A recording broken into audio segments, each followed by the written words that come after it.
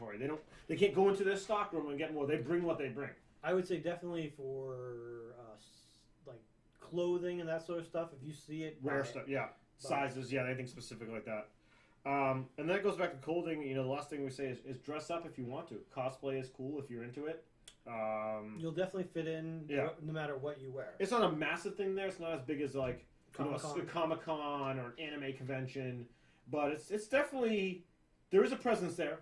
There is a significant presence there, and it's increased the last couple of years. So, and that kind of wraps up our tips. We talked a little bit about the board games.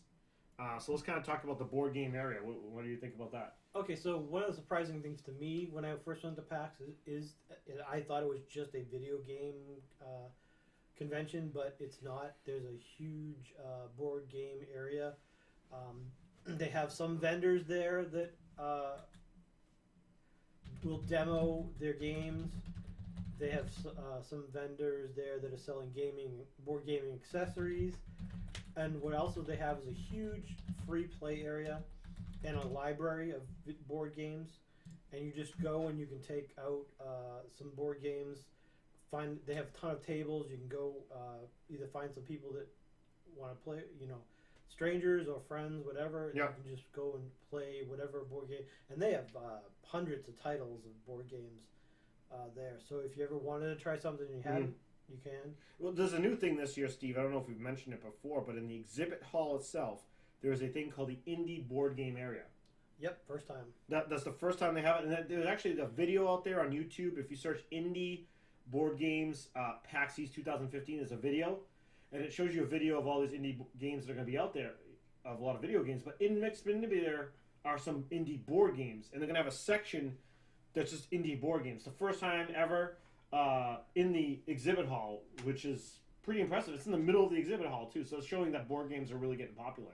Yep, definitely going to check that out. I would recommend you doing it. One of the nicest things I found last year was in the board game area talking to some of the board game developers. Mm-hmm. They were, demoing games that hadn't been out. Yep. Or just. I remember Dead of Winter was there last year. Yep, Dead of Winter was there. Myth was there. Myth was there. Yeah. That was cool. There's a few other. Well, let's stop with the Myth guys. I want to give a shout out to them again. They were really cool last year. I know we pointed it out on our podcast last year.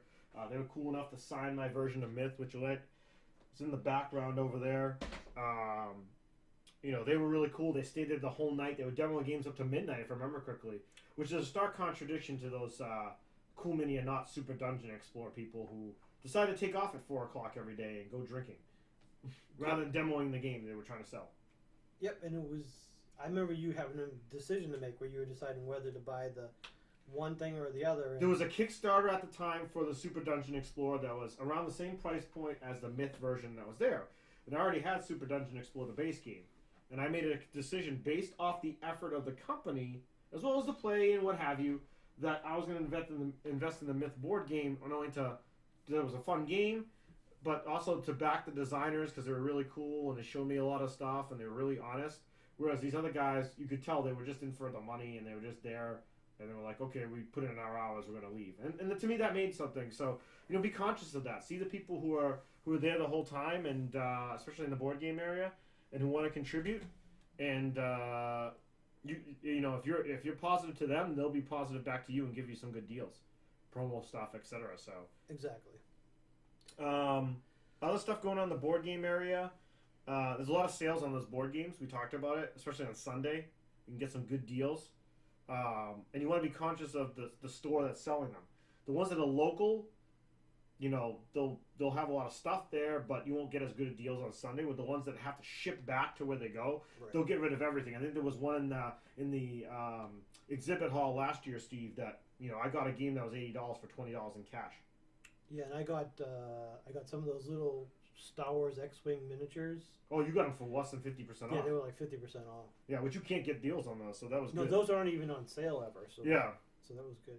So we'll see. That's the board game area. It's not a huge area, especially now they moved it this year. So who knows what's going to happen? But I like the fact that there's a presence in the exhibit hall now for board games. Right. I think that means... And there's a lot of unnamed spots here, Yeah. so there's probably going to be a lot of. Well, there's also stuff in the hotel they haven't shown off too. That could be a lot of board games in there too as well. So that's the board game area. So the last section we really want to talk about is the music, which we mentioned briefly when we talked about the schedule of events, right, Steve?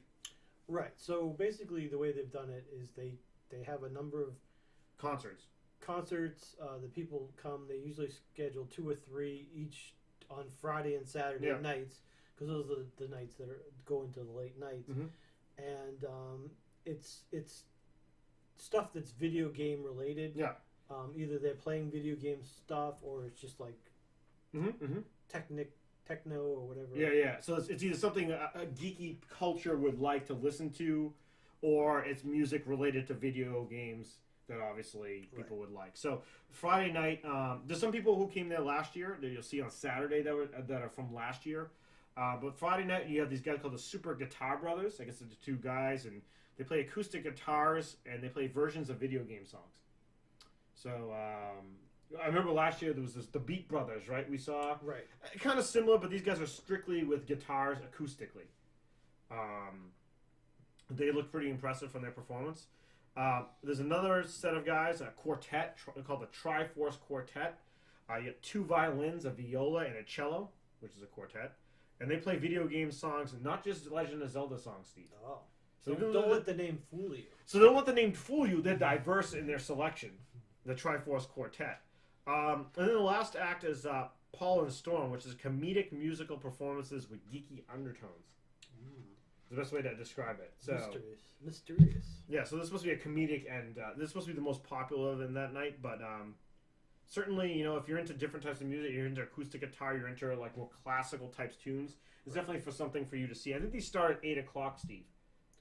Right. So you basically have several options each night. You can either hit the open board game area. You can go to the game show type stuff in the halls, or you can go check all the movies. Or you can go check out some of these musical performances. Yeah. So that takes care of Friday, and obviously we have Saturday night. There's a group called Freeze Pop. It's an electronic pop, non-video game music. So this is what you were talking about earlier. Right. They've been around for over 5 years, Steve. They have a bunch of albums and LPs and stuff like that. But they kind of have that, electric kind of tone music that you were talking about that people would like. Some videos on YouTube that you can Google for them. So they're going to be up there for that performance. And here's the two. There's two. The other 2 that are going to be on Saturday are ones from last year, Steve. Right. One is called the Bit Brigade. These are the guys that I don't know if you've seen it, but they come out. One guy comes out and sits down. He has a video game controller and a little TV, and he'll stop playing the game, but he'll have it on mute. And what he'll do is all the music of the game, they'll play for him. So they typically do like a game like Mega Man or something they can easily do, but they probably do a Super Mario Brothers, a Legend of Zelda and stuff, because they know all the music.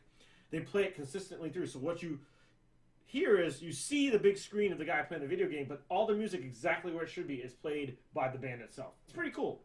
It really depends, however, if you like the game they're choosing, because they're only going to play one game fully through. Right. Or at least parts of it, at least. I don't know if they do. I've seen Mega Man as their one on video that they've shown, but I'm sure they have other ones that they do as well. And then the last one is the Mr. MC Frontalot, Steve. Oh, yes, the famous. The famous MC Frontalot. He's best known for his nerdcore hip-hop. Does this sound interesting to you? Nerdcore hip-hop? It could be. Yeah. I'm sure a lot of people would be into it. Yeah, you just have to go to frontalot.com and you can get a bunch of stuff there. But he's this guy, and he's got these glasses, white guy with these glasses doing hip-hop, nerdcore hip-hop. So, there might be some fans of them out there, or you might just be like, hey, I just want to check them out. I do know that, they have the lineup in order of which one goes first, which one goes second when you go to PAX. So you could say, hey, look, I want to go see MC Frontalot. I'll wait till later in the evening and just drop in for that. So those are the musical performances. What are your thoughts, Steve? I think there's plenty there for anyone, depending on what your tastes are. I would recommend, if it's your first PAX, to check out maybe one or 2 of them. Try doing some of the other late night stuff. That way, you can get a flavor of kind of everything. And then next year, whatever you end up liking, you can hit more of that. But as you can tell, there's plenty for anyone to do. Yeah, there definitely is. There's usually too much. There's way too much, yeah. So those are all the sections we want to cover. So let's wrap up here for our pre-pack show. What are your final thoughts? My final thoughts are: I hope it doesn't snow. It's not supposed to, but right, it is. but it's a few days away, so we'll see. Yeah. Looking forward to that. Spending a few days there. I'm hoping there's going to be a surprise that we don't know about. I'm most looking forward to the indie area. I mean, that's always kind of the indie area is good because you get a lot of bang for your buck there. Yep. I'm looking for the indie area. Maybe one surprise that we haven't heard about that's something interesting. I'm hoping games like Halo 5 don't disappoint. And Halo's a favorite of you and I to play cooperatively, Steve. Yeah, we've been playing that since the first one. Yeah, so we played them all through on, of course, always on legendary difficulty to start off. We don't go any and then obviously the board game area, seeing what board games are going to be there, what sales we can get. And then always trying to meet someone new there is always a good thing too. It's a good place to network and to meet new people, or people you tweet with or Facebook with or what have you. So there's always some interesting people we run into. I think we ran into a gentleman that was in our hotel last year that I had watched his stream on. So right, actually, I follow his Mr. Dan Giesling. Yes, I follow his Twitch.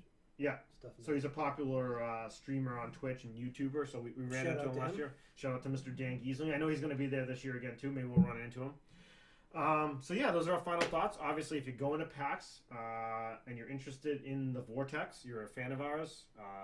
Not a fan of ours because you haven't listened to us before. It's your first time, your second time. Maybe you hate us. Maybe you don't like our podcast at all. No. Just hit us up on Twitter or Facebook. Yeah. And we'll, if you have a question you want us to try to find out the answer to while we're there. Yeah, we're going to be tweeting a lot, Facebooking a lot. We're going to be trying to Vine a little bit here. Ooh. They're recording some video. I know you got some video recording capability this year, Steve. Yep, I got my memory card. I got my memory phone. We're taking some video. Yep. I'll video Rob interviewing some people. Yeah, we'll see how that goes. So, we'll just try to see how it goes this year and see if we've run into anything interesting. But we're really looking forward to it. Next couple of days we'll be at PAX, obviously, and we'll try to get us as much information as possible. And then when we get back, we'll get our post-hack show in the next week or so. Absolutely, we'll do it. We'll follow up with that, and then get back to any information about people we meet and stuff like that. So stay tuned. All right. So thanks for listening to the Tilted Vortex podcast, and we'll see you next time. Good night.